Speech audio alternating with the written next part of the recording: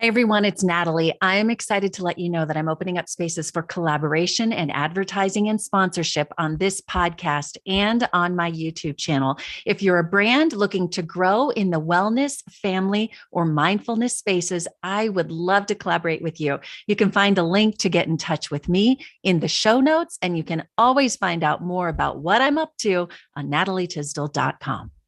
Hello, and welcome to another episode of the Natalie Tisdale podcast. Today, we're talking about cancer with Dr. Leigh Erin Connealy, who is the medical director of the Cancer Center for Healing and the Center for New Medicine, the largest integrative medical center in North America. They've treated nearly 50,000 patients. And here's what I love. They combine functional, holistic, homeopathic, and conventional protocols. She joins me today to talk about many things because, as we know, everything in our bodies is connected. We talk about health issues, including cancer rates, how treatment has changed, the importance of what we put in our bodies, and does it matter as much as some in the holistic world really think it does?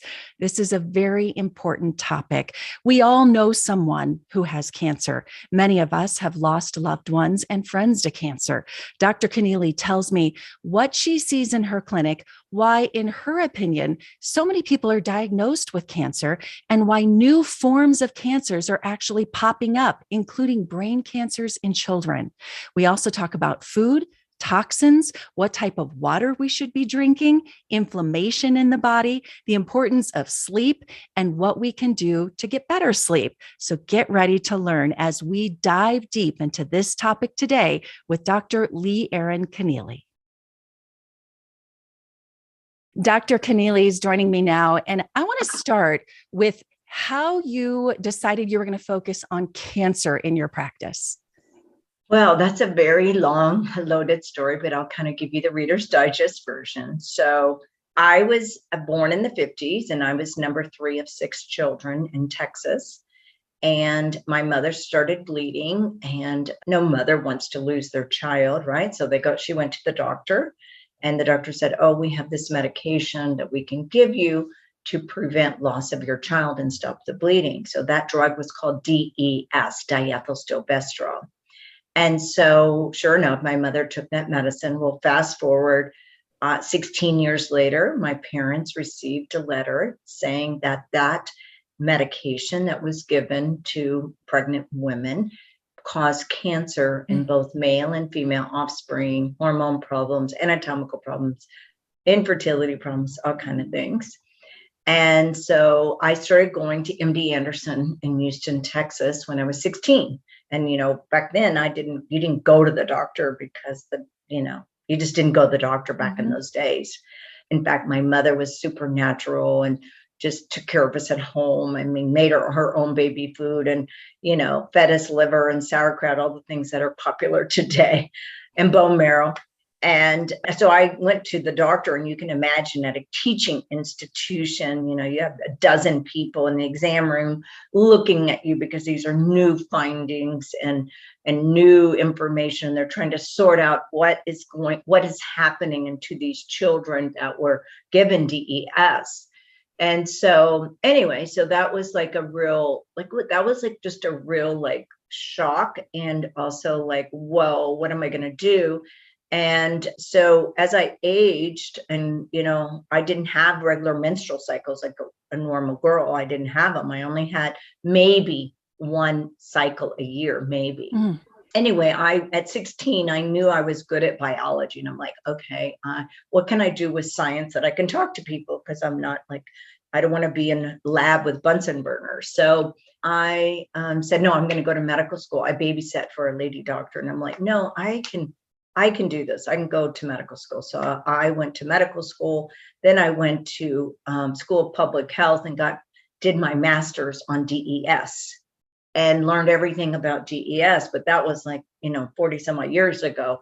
I mean, now there's so much more information. They don't use that drug at all. They used it for 39 years or 40 years, knowing it had carcinogenic cancer potential, unfortunately. Like a lot of things today, unfortunately, we find out after the fact it caused all these problems. I can give you lots of examples. so when I went to medical school, and I'm very thankful that I went to medical school, because I've learned all the sciences, and I've learned, anatomy and physiology and biochemistry and pathology and pharmacology and all that kind of good stuff. And then I went to Harbor UCLA in Los Angeles for training. And then I thought, oh my gosh, we are not helping people. We're just disease management professionals, okay? And everything is a drug or a procedure. And that has just exploded over the last, 35 years, okay? To the point now, where are we now? Okay, we rank 43rd in the world in healthcare. So it's better off you're living in a third world country than here. We spend 2.5 times more on our healthcare than any other country, okay? We are, as a nation, sick. 60% of our patients today, they have chronic medical issues, all right?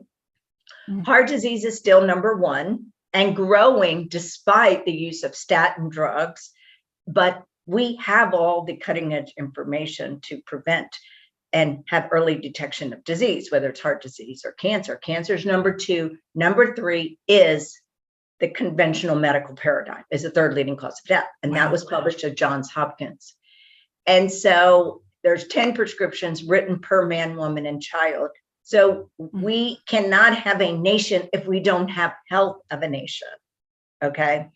And so, now where I am in my life, I have children and grandchildren, and I'm like, no, we need to awaken 8 billion people about self-care and what they can do on their own, so they are not in these tragic situations, suffering. I mean, in the last 4 months, the amount of young people, 25 to 45, that I am seeing with outrageous, serious cancer conditions. I don't just see cancer. I see everything from human optimization to stage 4 cancer.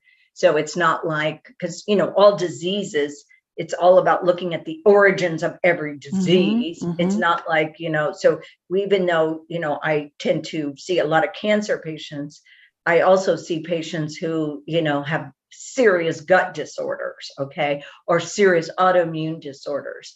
But, years ago, I've been practicing 35 years. I have never seen what we're seeing today. I mean, what do you think that is? Is through the pandemic, did we change the way we do things, or what's happened in the last couple of years that you're seeing these types of patients? Well, I think what's happened, if you look, because I think about this daily, I think, whoa, what has happened in these last years? And I think, well, first of all, stress is horrible. Okay.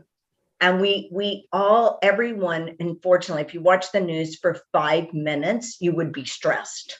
All right. Believe me, I did it for 4.5 hours every morning on a morning show. And everything is terrible. These many people died from this and this. I mean, and they talk about it like it's nothing. And I'm like, wait, we are not robots. Yeah. This was someone's child. Yeah. This was someone's parent. And we talk about it like it's nothing. Okay.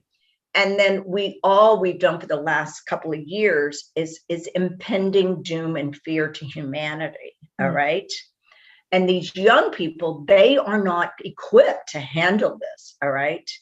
And then the bullying that goes on. And then if you allow your child to have a cell phone, which I was very against when I raised my kids, if you allow your kid to have a cell phone, oh my God, what they can get on their cell phone. Right. And then the interactive, situation that takes place with young people today, and you're not as pretty and you're not as this and you're not, I mean, comparison game. Yeah. Yes.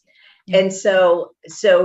And then we have an unbelievable exposure of environmental toxins that the companies are so protected because there's lawsuits. For example, let's just take plastics. Okay. The plastics industry is a $25 billion industry. Okay. And it's probably the number one pollutant in man today.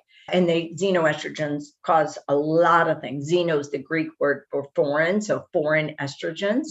And that's just one of hundreds of toxins that are going into us every day with the air, the water, the food supply, the things we put on our body. All right. And then electromagnetic fields. We didn't have that 30 years ago. Okay. There wasn't cell phones, iPads, satellite towers, cell towers, everything. And now we've just become, now, when you think about it, this electrified nation, and all of this is going, and we're energetic beings. Our body runs on electrical energy. Okay. Our cells resonate at 60 volts. All right. So we have this extraneous, bioenergetics that are going and creating, lots of free radicals and lots of DNA. I mean, we don't even comprehend yet what it's doing, but we know that diseases, like, for example, glioblastoma, a terrible cancer of the brain, we never saw that 30 years ago. Okay.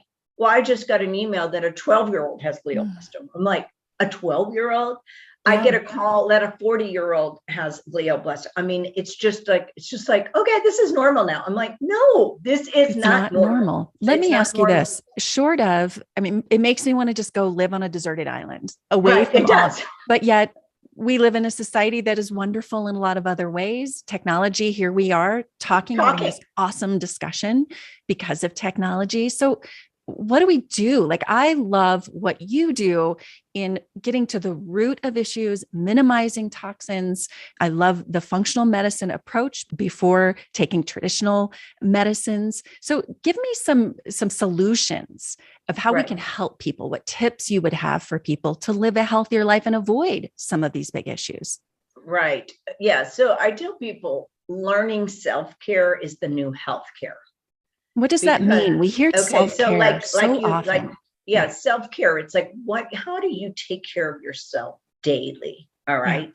No one's taught that. Like, I raised my kids though, how to sleep, how to be on a schedule, how to eat, how exercise is important, how you need to be in nature all the time, all those things. So, that's how, it's personally what I've learned, but I also had the opportunity of growing up like that. I grew up chasing lightning bugs and sleeping outside and being outside every day. So, and my mom was fanatic about our eating. I mean, we didn't have cereal in the morning. We didn't wake up with, okay, you put a box of Special K or whatever, or Cheerios, and which is just a candy bar. All right. That's how you're starting your day. So the first thing, I think, first of all, we have to get conscious about how we're living. Okay. We have to get conscious and mindful, and we need to take self-inventory. How are we living? Okay. Because what's happened is we've introduced all this industrialized technological advancement, but no check and balance is, how is it affecting us? All right. Look how long it took smoking to be a problem. 50 years. Yeah. Okay. Right. So we don't have 50 years. We need to be addressing these problems right now, today. Yeah. I mean, autism, I read one report, it's 1 in 17, 1 in 37. I'm not sure which one it is, but I've heard. So the children are the canaries in the mines telling us we have a problem. We all should be collectively saying, stop. We need to figure out this right now. Okay. Why are we allowing more autistic children to be? This is not okay. Okay. And why aren't we an alarm? I feel like I've been sounding the alarm in the 911 emergency button for a long time. Okay. Because I started seeing these problems. And so we have to look, okay, what is really some of the foundational principles of health? Well, first and foremost is sleep. So I talk about that so much on this podcast because I struggled with it for so many years, getting up at 2 a.m. Why is it so important? Yeah. So sleep, your day starts when you go to bed, right? Because if you don't sleep, the next part of your day can't work. Right. Okay. Because all the magic of your immune system, detox, restoration, rejuvenation, repair, all takes place at night. In fact, we don't even know all the miracle aspects of sleep. Okay. But we know it's absolutely essential for you to start your day. And so now 50% of the population doesn't sleep. If you take sleeping pills, they're very dangerous. First of all, they're a drug. Second of all, one of the biggest things that people don't understand about taking a medication for sleep, it causes respiratory depression. What does respiratory depression mean? means your respiratory. You need oxygen, right? For your body to work. So here you are taking a sleeping pill, not to mention causes early dementia problems, not to mention it affects your central nervous system, not to mention it's addicting. So the worst thing for you to do is get on sleeping pills, all right? And you hear about all these people that wake up in the middle of the night, they went to the store and don't even remember that they went to the store, okay? So I even had a patient that went to jail because of Ambien, okay? And so, you know, these are very serious, you know, drugs are very serious, okay?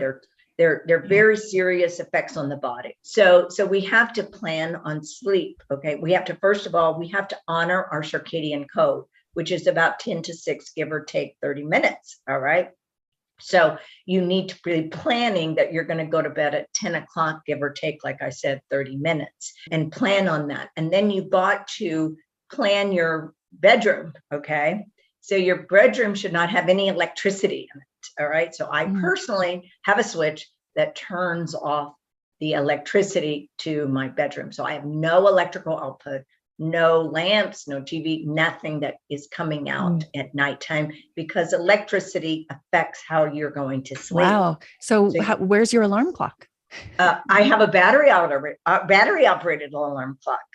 Okay. A nice little, cute little, you know, I make it cute because it's like, okay, it's part of my living environment, you know? And so it looks like one of those old clocks. And I tell you, it like lasts forever and ever and ever. And I don't need light. I make sure everything is dark. You should have a completely dark room. I personally don't need to use like sleep music. There's great sleep music to induce sleep. So frequencies, you know, so there are different things that I have people listen to if they need to, but you should have an electric-free bedroom. Now, I just received it, a canopy that's going to go over my bed that's going to shield me from all the EMFs at night, because they've been installing 5G. So 5G is very dangerous. All right. And so there's been plenty of lawsuits filing against the federal government about this should not be installed. It's not healthy for anybody, but you know, it takes forever. Lawsuits can take 10, 20 years, literally, to, you know, make impact. But anyway, so you've got to protect yourself. I tell people, even if it's 10% true, we have a problem. Right. Okay. By the time we know it's too late. Yeah. Yes. So I've been personally studying EMS for 14 years because my daughter did her 8th grade experiment on how electromagnetic fields affect living substances. Well, lots has changed. So that's what I personally, you know, there are people who are so sensitive. In Europe, it's a disease, electromagnetic field sensitivity. It's a disease. It will eventually come here because for some reason, Europe rules like how the, you know, diagnosis and stuff. So it is a real problem. If you have a child that has real serious medical problems, they can't handle toxins, EMFs. I mean, I know parents who have had to move like in a farm because their child, to get away from it all. We talk about kids who have all kinds of other issues, be it mental or physical ailments. And why are we not looking at that first of all of these other things? So, okay. So you talked about sleep. Okay. So then you have to drink water, but you have to have a water purification system. Okay. I want to hear about that because I love my delivered water. I do alkaline water. We have reverse osmosis, alkaline. Like, what do you recommend, and what's wrong with just the tap water? Well, the tap water is pharma water. So you're taking medications that chemo, birth control pills, blood pressure medicine, everything, because it's in the water. Then the chemicals, you've got heavy metals, you've got parasites, you have fluorine, you have chlorine, you have like tons of chemicals, xenoestrogen. I mean, it is loaded with, so you cannot drink tap water. You cannot. So what do you recommend? What type of water do you tell your patients to drink? Yeah, economically, I tell people to get like a Berkey water system. Like if that's, you know, that's for a person with a limited budget. And then there's other different water makers I use. There's a company called Synergy Science that makes different systems for water, like something for your whole house or something for your sink. But you must invest, even like if your budget is just Zero water, the company that makes like a pitcher, do something, because you must do something to have purified water. All right. And then there's spring waters, like Mountain Valley spring water. You can have that delivered. I don't know what what do you have delivered at home? I have a company that just brings the 3-gallon, and we put it on the little machine, and we get a couple of those a week. And we usually order alkaline water. They have reverse osmosis, alkaline, and a few others. Is it come in glass? No, it doesn't. I think that's a problem. Right. I'm hearing you say. So they did they took purified water. Yep. Put it in a water bottle, with a plastic water bottle, and identified 29,000 chemicals. Wow. So you can't use plastic. So plastic has to be removed from everybody's everything, household. Which is such a big deal. It is such a big deal. We're giving people a ton of homework if what they're trying to do is get healthy naturally. Are you looking for ways to stay energized, healthy, and help your family stay healthy? I've started taking supplements from Seeking Health, and it has changed the game for me. I no longer worry that my family is getting enough of the vitamins we need, and I know the quality of what we're taking is top-notch. I take an immunity support supplement, magnesium, and several others, including electrolytes, to stay hydrated. So many people ask me about these supplements that I've made it really easy for you to find right on my website, natalietisdall.com/favorites. Also, bonus, I have a coupon code to help you save 10% on your order. You will find that coupon code on the website as well. Go to natalietisdall.com/favorites. Click on Seeking Health. I may earn a small commission if you purchase there, but that's just to help my small business grow, the website and the podcast, to keep this news and good interviews coming your way. Again, natalietisdall.com/favorites, and click on Seeking Health. Let's talk about what we're feeding our bodies. I worry about that with kids every day because I do the best I can. And yet the world makes that really difficult. School makes that difficult. Advertisement makes that difficult. What does a good day look like? By the way, I follow you on Instagram. I encourage people to do so because you give so many of these tips. But what does a good day look like for eating healthy? Right. Well, first of all, you've got to buy all organic, because they've done studies and they've determined in children and adults that the levels of insecticides and pesticides are there. So a much reduced, like 90% reduced if you buy organic. So you need to buy organic. So in the morning, like I always have, I do a green juice in the morning, and I put my C and my collagen and all kind of stuff in it, because, I'm now going to be 65 this year. So the warranty's over at 60. So you're going to do a lot more to take care of yourself, And then I always have eggs. I have tried all kinds of different things to start my day. And if I have eggs, and I use a gluten-free keto bread cooked in butter, and then you got to make sure your pan is right. I use only a stainless steel pan, because pans, if you don't buy the right pan, it exudes all those toxins. Like, don't buy Teflon, don't buy coated pans or anything like that. And I tell people, don't worry about this being done overnight. Choose one big thing a month, and in a year you will have transformed your existence. It's very hard to just do it all overnight. And don't freak out. I tell people, progress, not perfection. Little by little. So I like eggs, and I always fed my kids. So my kids in the morning, I always made sure they had a good breakfast, because your breakfast is how your day is going to be all day. All right. So you need to have a good breakfast. So cereal, like I mentioned earlier, or granola, that's just sugar. Yeah. So you can't just do that. So you need to have protein. So you either have organic turkey sausages, or you have the cottage cheese. Cottage cheese is very good. And so I would do different breakfasts depending, I had a different breakfast every day for my kids. So like if I made pancakes, I made really good pancakes with protein powder, fat, nuts, wheat germ. I made it taste good. You got to make it taste good. Oh, yeah. Right? Because kids are kids. And then, one day it was burrito day, okay, with eggs and sausage. And then another day it's just eggs with fruit and, a piece of sourdough bread. And then another day is oatmeal with cottage cheese and fat, because you got to have fat, protein, and good carbs. Okay. And so because you got to control your insulin. So if you eat sugar like donuts or Pop-Tarts or cereal or any of that, you're just spiking the patient's, patient's insulin. And they say after the year 2000, 1 out of 3 children has diabetes. Now, come on, this is all preventable. Absolutely. Okay. Yeah. So you've got to be mindful. Now, kids' lunches is a whole nother thing. That's a little more complicated, but that doesn't mean you can't make really good. And you lunches. can pack it. I mean, that's what we've resorted to, because I packed it. You should use wax paper bags or wax paper. I never use plastic. Okay. So I buy those wax paper when my kids, I use paper bags, no plastic, no fake materials or anything like that.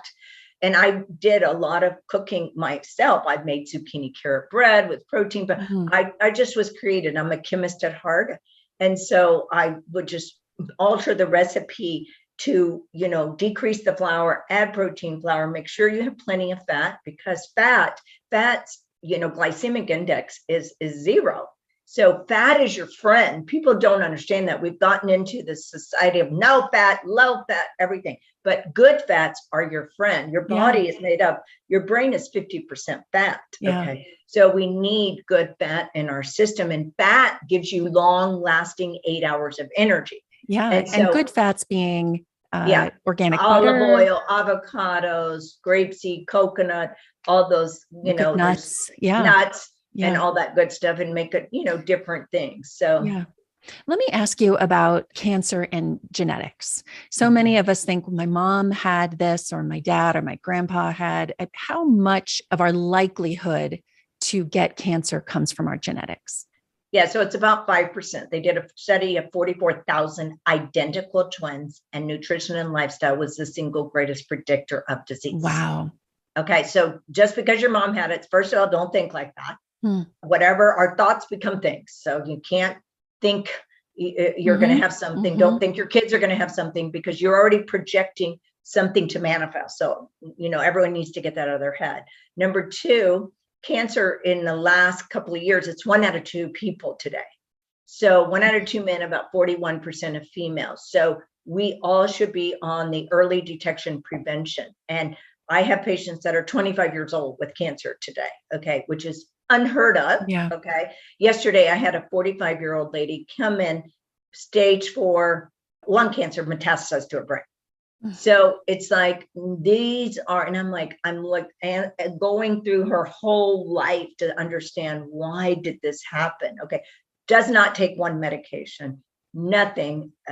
She doesn't have no predisposition or anything, never smoked, never. So you're like, how did this happen? All right. So we've got to really be, I believe, so heart disease, we've kind of got down pat. Like, we know, if you have heart disease, you can go to the ER and get good care. Now, doctors are not good about finding out the origins of why a patient has heart disease, but at least, you can get good care, and, may need a bypass, may need a stent. Not that it's great, but it doesn't scare people enough.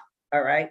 But cancer doesn't have this easy solution. Okay. Every president from Nixon on has declared war on cancer. And what are we doing? Just getting worse by the day. About 1,700 people die a day. You would think we would know so much more. And why aren't we trying to prevent it? Okay. And we can prevent cancer right now. I know, because I personally have done it, number 1, and that's what I have created, the algorithm to prevent cancer. Okay.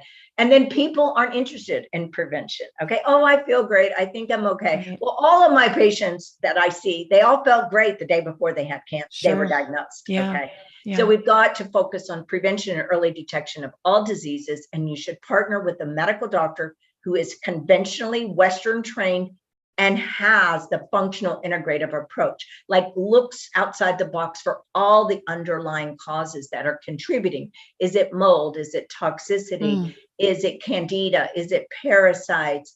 Is it heavy metals? Is it what stress plays? All these things. Why do we not see that? How many doctors, like, so if someone I know, which it feels like we all know someone who has just been diagnosed or is dealing with cancer, how many doctors are doing what you're doing, or what questions should people be asking? You just mentioned looking for someone who treats it both ways, but typically you get a recommendation and you go to the cancer center in your town. And let me just say this, as a health reporter for more than 20 years, the number one thing I learned is that I am my best advocate. That's correct. That I can go to a doctor and they can tell me one thing and I need to question that. And I need to ask more questions. But so many people go to the first doctor they talk to and just think that's the only way to treat it.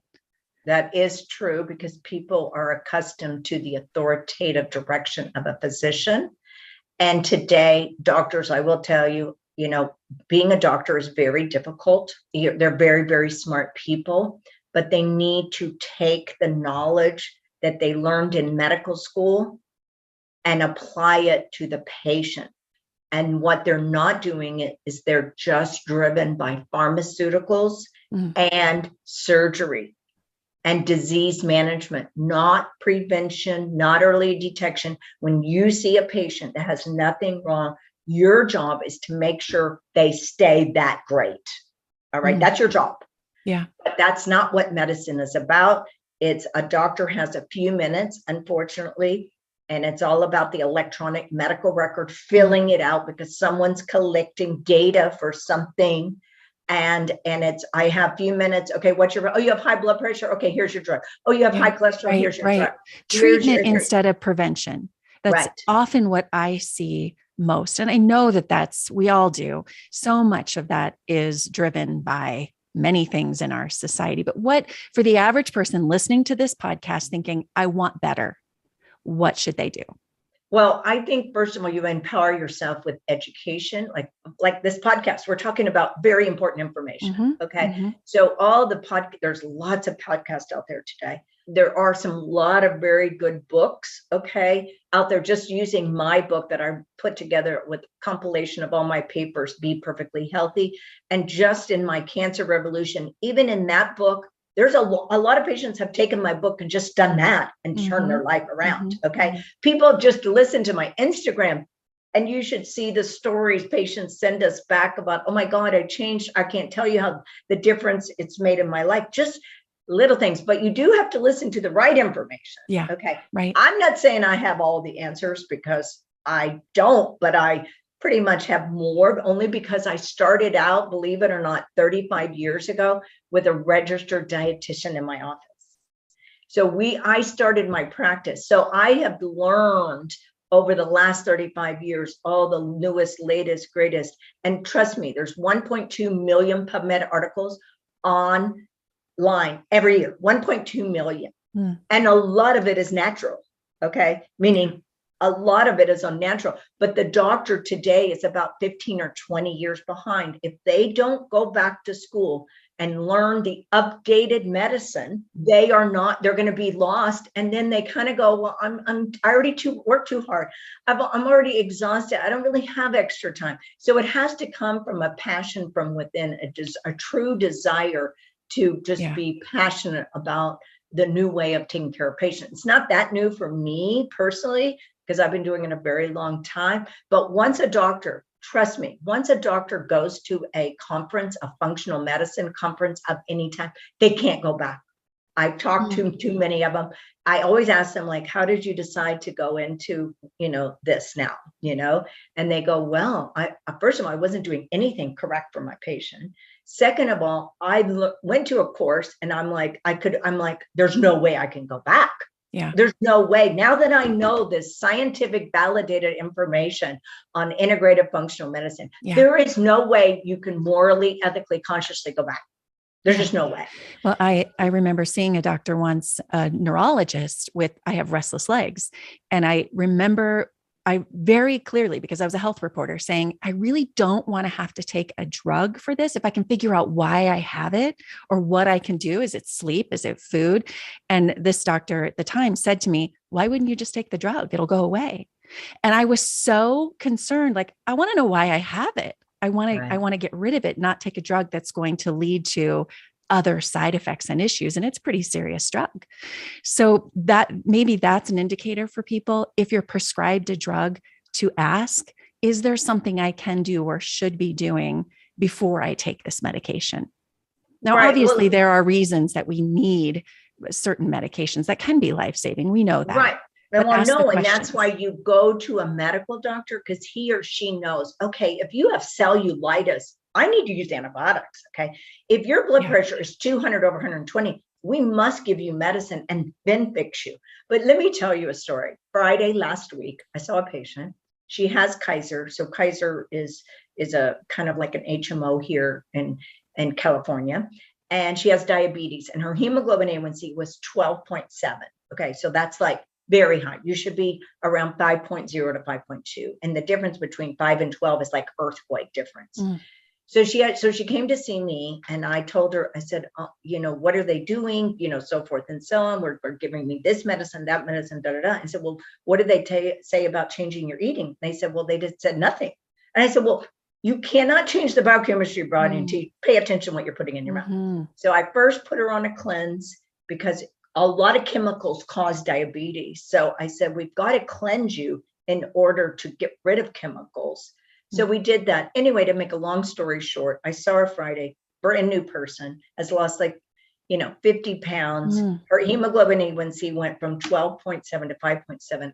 And so I said, so what did your doctors say? And they asked me, what doctor are you seeing that you did this? And you're like, what? Very basic stuff that we don't do. Exactly. Very, very basic. And she's going to an institution with thousands of doctors, and they're asking, like, what doctor did this?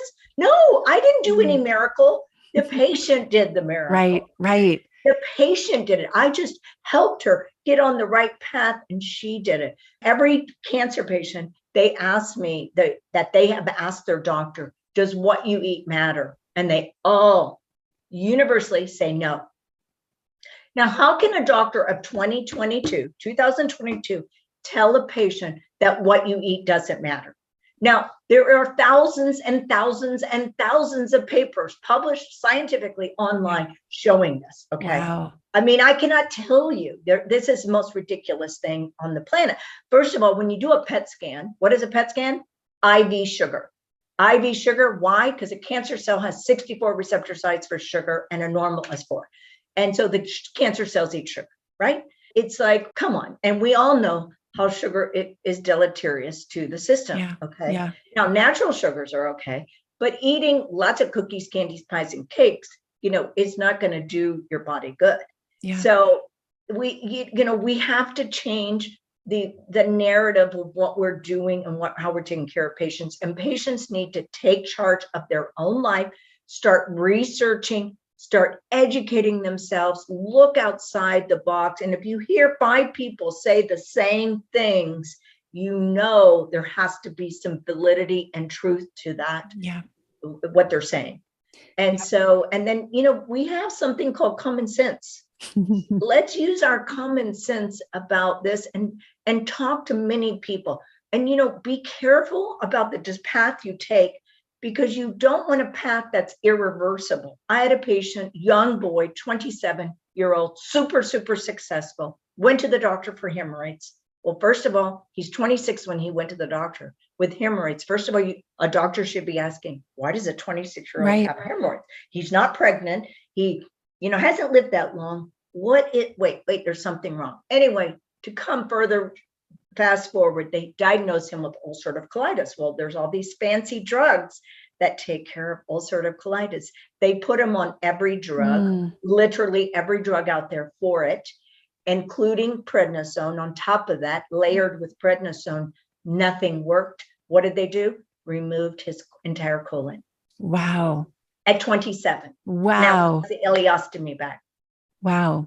And so I'm like, oh my goodness. Start asking questions, everyone. Start asking First questions. thing we can do. Dig deep. And that's why he came to see me, because what did he do? He started, after the procedure, digging deep. And someone did refer him to me, saying, oh my gosh, you need someone to quarterback this. Yeah. And anyway, but here we are. We've got to protect. We're supposed to be protectors. Yeah. Doctors are supposed to be, the Hippocratic Oath says, first, do no harm. Yeah. And what are we doing? We're harming our patients and not taking care of our patients. And if we don't know, like if I don't know something, I know 10 people that might know something to help the patient. Find out. Yeah. Yes. Yeah. And so this is what I tell people every day: keep looking and researching and educating and talking to people that know something, or talk to someone or listen to someone how they healed themselves. Yeah. Okay. And because you're not going to find it at the ivory towers, unfortunately. I'm not saying that there aren't some answers at ivory towers. I'm not saying that, because, if you need a brain surgery because of something, or, need something that, there are, because I collaborate with doctors, surgeons, or whoever I need to, collaborate, because I see patients very advanced, unfortunately.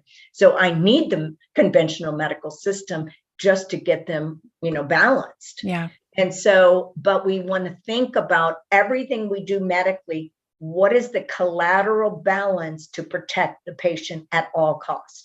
Yeah. So like, for example, if I give you antibiotics, I need to tell you what to do if you take antibiotics, just antibiotics, much less any other medications, because every drug causes 1 to 10 nutritional deficiencies, not to mention damages your mitochondria, which are your powerhouse engines of your cell that give you energy. Right.